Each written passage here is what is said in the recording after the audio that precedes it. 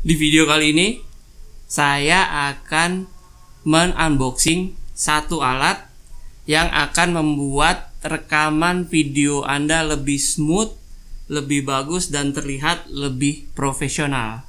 So, buat kamu para vlogger atau kamu yang baru mau mulai akan bikin vlog dengan memakai handphone, alat ini wajib kamu punya. Ini alatnya. Oke, kita mulai unboxing.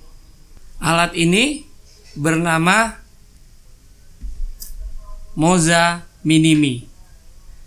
Moza Mini-Me ini mempunyai beberapa kelebihan yang disebutkan di kardusnya ya, yaitu, nah ini dia. Pertama, wireless charging. Dia udah support wireless charging. Kemudian intelligent control ya. Kemudian inception mode, built-in camera app, track shooting, live streaming mode. Ya, kalau yang belum tahu fitur-fiturnya ini kayak gimana, wireless charging itu alat ini bisa ngecas secara wireless langsung ke HP-nya, tentunya untuk HP yang sudah support wireless charging. Kemudian intelligent control, dia bisa mengendalikan handphone melalui tombol yang ada di sticknya. Kemudian inception mode itu adalah efek berputar ya, yang seperti kalian lihat di film Black Panther ya, itu ada efek yang berputar seperti itu. Kemudian built-in camera app, dia sudah ada aplikasi bawaan Mozanya yang bisa dipasang di handphone kalian. Kemudian ada track shooting ya, yang akan merekord mengikuti track kalian. Kemudian ada live streaming mode yang kalian bisa gunakan secara vertikal, dan itu akan berguna sekali untuk sosial media seperti Instagram ya. Dia merekam secara vertikal. Oke, itu beberapa kelebihan yang disebutkan di fitur-fiturnya. Kemudian apa yang didapat itu di packing listnya adalah Mini-Me sendiri, kemudian bagnya, kabel charger, dan user manual. Oke, kita langsung buka. Ini semua masih segel ya. Harusnya sih pakai cutter ya, cuman cutternya nggak ada. Saya pakai gunting. Di dusnya ini ada tulisan Mini-Me 2019.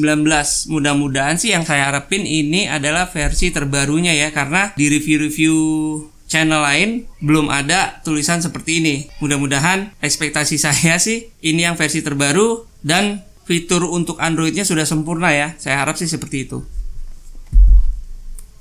Kita buka lagi segelnya.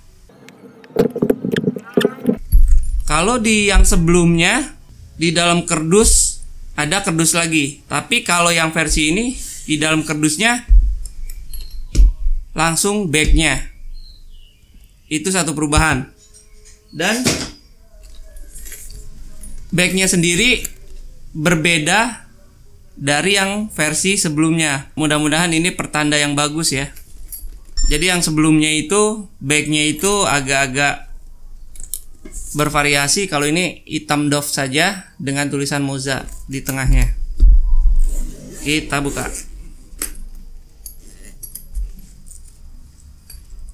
Oke, dalamnya seperti ini ya. Ini isi dari Moza Mini-Me.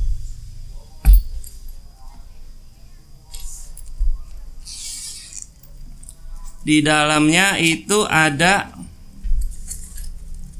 ada user manual. Ini dia dibungkus ya, enak ya. Jadi nggak jatuh-jatuh. Di dalamnya ada quick start guide, stiker Moza. Oh, dapat stiker. Kemudian apa ini? Ini petunjuk juga atau apa nih? Tapi ini dalam bahasa Cina ya. Kemudian yang kita dapat lagi berikutnya adalah kabel charger berupa USB yaitu micro USB. Kemudian tripodnya ya yang punya 3 kaki. Dan selanjutnya unitnya.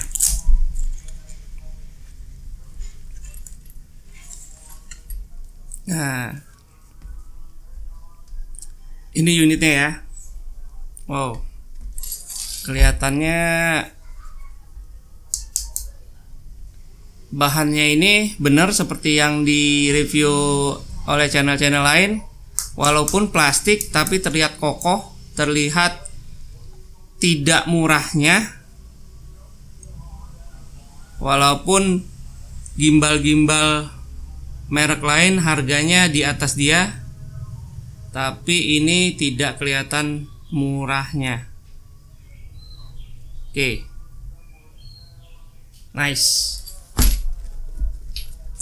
Jadi yang kita dapat hanya itu aja ya: back, gimbal, tripod, kabel charger, dan dokumen-dokumennya.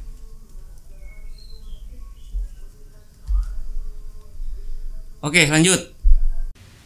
Buat kamu yang masih penasaran sama spek teknisnya, ini ada spek detailnya dari website Mozanya sendiri ya, yaitu goodsense.com.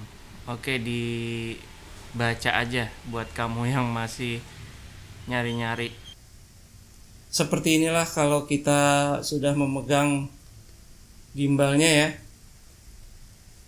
Di gagang gimbal ini terdapat 2 navigasi, yaitu melalui joystick ya, di sini untuk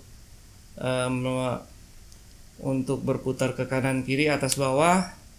Kemudian di bawahnya ada scroll wheel ya, yang bisa kita pakai juga untuk zoom.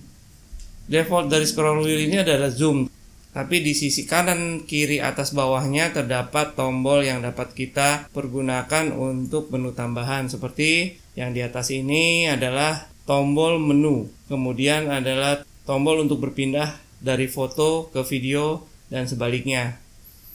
Ini yang atas ya. Kemudian yang sebelah kiri ini adalah untuk merubah mode, dari mode follow, mode lock, atau mode yang disupport oleh gimbal ini. Kemudian jika kita tahan selama 2 detik akan berpindah ke follow mode. Dan di bawah terdapat 1 tombol untuk zoom in dan zoom out ya, secara default jika kita klik, dan 2 double klik untuk kembali ke center. Seharusnya tombol bawah ini juga berfungsi untuk memutar handphone ke depan atau ke belakang ya, untuk selfie atau untuk berbalik arah ya. Tapi di versi ini justru tidak bisa karena motor gimbal ini sudah terbatas untuk perputarannya, hanya mentok seperti ini dan seperti ini. Saya juga nggak tahu kenapa Moza untuk versi terbarunya malah dibatasin, karena yang versi sebelumnya justru bisa berputar terus, dan itu akan mengurangi fiturnya, bukan menambah ya. Saya sangat menyayangkan sekali untuk yang versi 2019 ini. Klaim dari Moza sendiri membatasi itu adalah untuk motornya tidak cepat rusak ya guys. Ya mudah-mudahan aja yang 2019 ini lebih tahan lama ya. Ya siapa tahu. Oke, kita lanjut. Yang tombol sebelah kanan ini adalah tombol galeri.